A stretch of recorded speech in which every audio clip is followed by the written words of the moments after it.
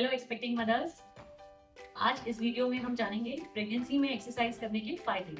दोस्तों, प्रेगनेंसी में एक्सरसाइज करना क्यों जरूरी है, इसके लिए आपको प्रेगनेंसी में जो चेंजेस होते हैं वो जानना बहुत जरूरी होता है। तो आज हम देखेंगे कि प्रेगनेंसी में पॉस्चरल चेंजेस, आपके मस्कुलर और बोन्स में क्या चेंजेस होते हैं जिसकी वजह से ये सारे प्रॉब्लम्स होते हैं। लेग क्रैम्प्स आना, नी पेन होना, tail bone pen, SI joint pain, इस तरीके के मस्कुलर प्रॉब्लम्स हमें क्यों आते हैं। तो सबसे पहले हम ये जानेंगे कि पॉस्चरल चेंजेस प्रेगनेंसी में सिर्फ हमारा टमी बड़ा नहीं होता है, आपका पूरा का पूरा posture cervical to toe change होता है। वेट बढ़ता है, बॉडी में हार्मोनल चेंजेस होते हैं जिसकी वजह से आपके बॉडी से कैल्शियम कम होता जाता है, हड्डियां कमजोर होती हैं और मसल्स लूज होते हैं। तो उसको टाइटन करने के लिए, मेंटेन करने के लिए हमें एक्सरसाइज करना जरूरी होता है ताकि ये सारे प्रॉब्लम्स और कॉम्प्लिकेशन से हम बच सकें। पॉस्चरल चेंजेस में सर्वाइकल वाले एरिया में, जैसे कि आपका टमी जैसे जैसे आगे ग्रो करेगा वैसे वैसे आपका जो पेल्विस है वो आगे की तरफ मुड़ता जाता है, जिसको हम एंटीरियर टिल्टिंग बोलते हैं। और आपने देखा होगा कि हमारा जो बैक का, लोअर बैक का जो कर्व है वो बहुत ज्यादा हो जाता है, कर्व ज्यादा हो जाता है जिसकी वजह से बैक पेन होता है। और वो होने की वजह से आपका बाकी का पूरा जो वर्टिब्रेस है, बाकी की पूरी जो रीढ़ की हड्डी है, उसमें सभी जगह में चेंजेस आने शुरू हो जाते हैं, जिसकी वजह से नेक पेन भी होता है। आपका जो शोल्डर्स है वो आगे की तरफ चले जाते हैं, जिसको हम प्रोट्रैक्टेड शोल्डर्स बोलते हैं। नेक पेन होने लगता है उसकी वजह से। कुछ लोगों को रिस्ट पेन होता है, वेट बढ़ने की वजह से, फैट डिपोजिशन की वजह से। आपके कलाई वाले जो मसल्स हैं, यहाँ पे बहुत छोटे छोटे टेंडन्स और मसल्स होते हैं, वो उनके नीचे दबते हैं और वो कंप्रेशन की वजह से पेन करते हैं। इन्फ्लेमेटरी चेंजेस होते हैं, इस वजह से वो पेन करते हैं। दूसरा, आपके बैक में बहुत ज्यादा लोड आता है क्योंकि आपका टमी बढ़ते जा रहा है, तो सामने से जो मसल्स का सपोर्ट है वो कम होता जाता है। जैसे जैसे हमारा बेली ग्रो करता जाता है, सामने वाले जो एब्डोमिनल मसल्स हैं वो वीक होते जाते हैं और बैक पे लोड बढ़ता जाता है। इस वजह से आपका बैक पेन ज्यादा होता है और इसका लोड हमारे नीज पे भी पड़ता है, तो कुछ लोगों को नी पेन भी होता है। फर्स्ट ट्राइमेस्टर में पहले 3 महीने में से आपको ब्रीदिंग एक्सरसाइज करना बहुत जरूरी है। जैसे जैसे आपका वेट बढ़ता जाएगा, टमी ग्रो करता जाएगा, बेबी का साइज बढ़ता जाएगा, आपकी लंग कैपेसिटी कम होती है। तो हम अगर स्टार्टिंग से ब्रीदिंग एक्सरसाइज करें और मसल्स को ट्रेन करें तो कम कैपेसिटी में भी आपके मसल्स ज्यादा अच्छे से वर्क कर पाएंगे, जिससे कि बाद में आपको ब्रेथलेसनेस का इशू नहीं होगा और नॉर्मल लेबर के टाइम पे भी आप अपनी ब्रीदिंग कंट्रोल कर पाएंगे। सबसे पहले आपको अपने दोनों हाथों को अपने चेस्ट पे फ्रंट में रखना है, जो कॉलर बोन होता है उसके जस्ट नीचे में आपको रखना है। आप हाथ क्रॉस करके भी रख सकते हैं और दोनों हाथ इस तरीके से भी रख सकते हैं, जैसा आपको कंफर्टेबल लगे।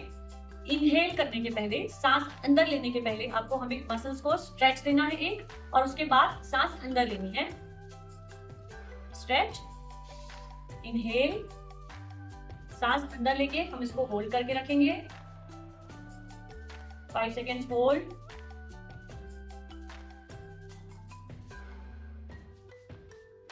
मुंह से फूंक मारते हुए छोड़ते जाएंगे। फिर से रिपीट करेंगे। नेक्स्ट एक्सरसाइज में आपको लंग्स के लैटरल कॉस्टल्स को, साइड्स को टारगेट करना है। तो साइड्स में, जिसको हम पसलियां भी बोलते हैं, अपने रिब्स के ऊपर हाथ रखेंगे, अपने चेस्ट पे साइड्स में हाथ रखेंगे और इसको आपको अंदर से ऊपर की तरफ स्ट्रेच करना है, अंदर और ऊपर की तरफ स्ट्रेच करके छोड़ना है, जैसा हमने पहले एक्सरसाइज में किया था। ब्रीद इन करने से पहले हमें स्ट्रेच देना है और फिर ब्रीथ को होल्ड करना है, उसके बाद ब्रीथ आउट करना है।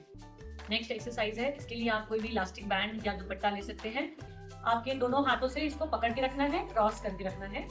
इससे आप इसको खींचेंगे जोर से। इनहेल करने से पहले, सांस लेने से पहले इसको हम जोर से खींचेंगे, उसके बाद सांस लेंगे, होल्ड करेंगे 5 सेकेंड्स और पूरा प्रेशर रिलीज करेंगे, ब्रीथ आउट करेंगे। मेरे साथ करिए। खींचेंगे,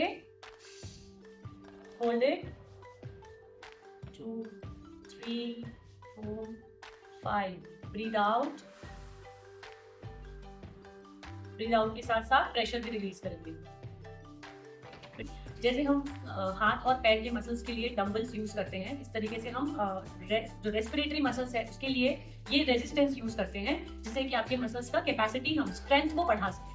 पहले 3 महीने में आपको शोल्डर्स और अपर बॉडी पे ध्यान देना जरूरी है। पेट के बहुत ज्यादा स्ट्रेनर्स एक्सरसाइजेस आपको नहीं करने होते हैं, तो हम शोल्डर स्ट्रेंथनिंग में ध्यान देंगे। अब आपको लगेगा कि प्रेगनेंसी में हमें शोल्डर स्ट्रेंथनिंग क्यों करनी चाहिए, तो इसलिए क्योंकि जैसे जैसे आप आपका टाइम आगे जाएगा, आपका वेट पुट ऑन होगा, आपका सर्वाइकल एरिया जो है ये पोस्चरल चेंजेस होंगे, आपका शोल्डर आगे की तरफ जाएगा। बाद में आपको बेबी को हैंडल करने के लिए मसल्स में स्ट्रेंथनिंग की जरूरत होती है, और प्रेगनेंसी में हमारे हार्मोनल चेंजेस होने की वजह से मसल्स वीक होते हैं, इसलिए हमें शोल्डर्स को, एल्बोज और रिस्ट सभी को और अपर बैक को पूरा स्ट्रेंथन करना जरूरी। इसको स्टार्ट करने के लिए आप 1 kg वेट से स्टार्ट कर सकते हैं। अगर आपको ऐसा लगे आपने कभी एक्सरसाइज नहीं किया है तो ½ kg से भी आप स्टार्ट कर सकते हो।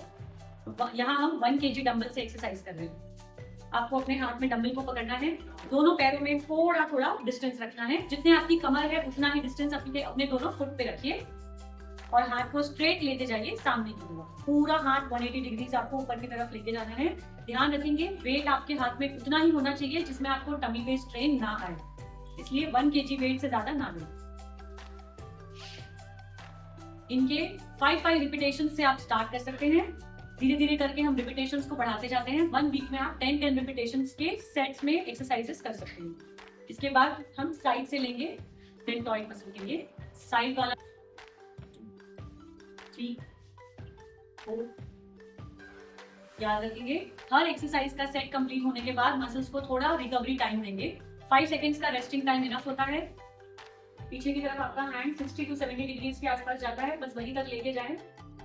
पीछे ट्राइसेप्स मसल के ऊपर आपको स्ट्रेन आएगा। फर्स्ट ट्राइमेस्टर में हमें बहुत ज्यादा स्ट्रेनस एक्सरसाइजेस नहीं करने हैं, लेकिन बिल्कुल ही सेडेंटरी भी नहीं रहना है, इसलिए थोड़े लो इम्पैक्ट एक्सरसाइजेस हम कर सकते हैं। ये एक्सरसाइजेस को बोलते हैं हाफ स्क्वाट्स। स्टार्ट करने के लिए ब्रीथ इन करेंगे और मूवमेंट करते वक्त हम ब्रीथ आउट करते हैं।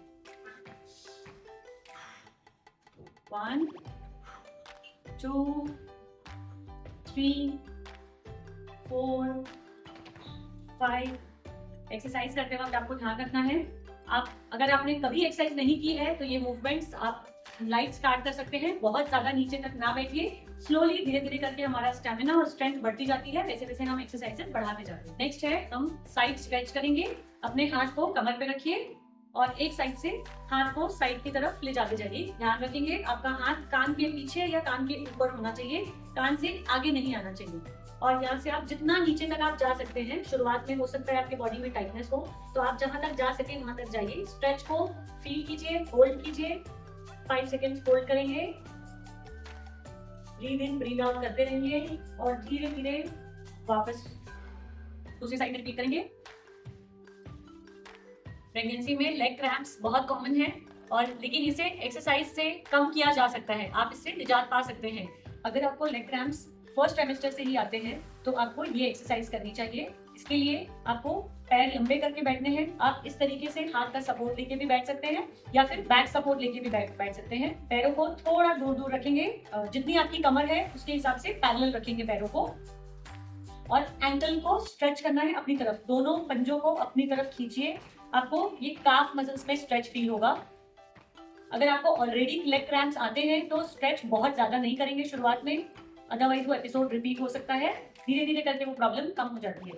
फुल स्ट्रेच करेंगे, वापस पीछे की तरफ स्ट्रेच करेंगे, फुल मूवमेंट करेंगे। ये मूवमेंट आपको 40 to 50 टाइम्स रिपीट करना होता है। अगर आप एक साथ नहीं कर पा रहे हैं तो 10 रिपीटेशंस में आप इसको दिन भर में डिवाइड कर सकते हैं। ये एक्सरसाइज करने के लिए आपको खाली पेट रहना या ऐसी कोई जरूरत नहीं है, तो आप किसी भी समय में ये एक्सरसाइजेस कर सकते हैं। अगर शुरुआत से हम ये एक्सरसाइज करते हैं तो आपका ब्लड सर्कुलेशन अच्छा होता है और लेग क्रैम्प्स की प्रॉब्लम से हम बच सकते हैं। याद रखिए, हमेशा अपने शरीर की सुनिए। कभी भी कोई भी नई एक्सरसाइज स्टार्ट करने से पहले अपने डॉक्टर की सलाह जरूर लें, या फिर आप अपने फिजियोथेरेपिस्ट से या मुझसे कंसल्ट कर सकते हैं। मेरा नंबर आपको डिस्क्रिप्शन बॉक्स में मिल जाएगा। आपको ये वीडियो कैसी लगी कमेंट करके जरूर बताइएगा। अगर आपने हमारे चैनल को सब्सक्राइब नहीं किया है तो प्लीज उसे सब्सक्राइब करें। Thank you, see you next time.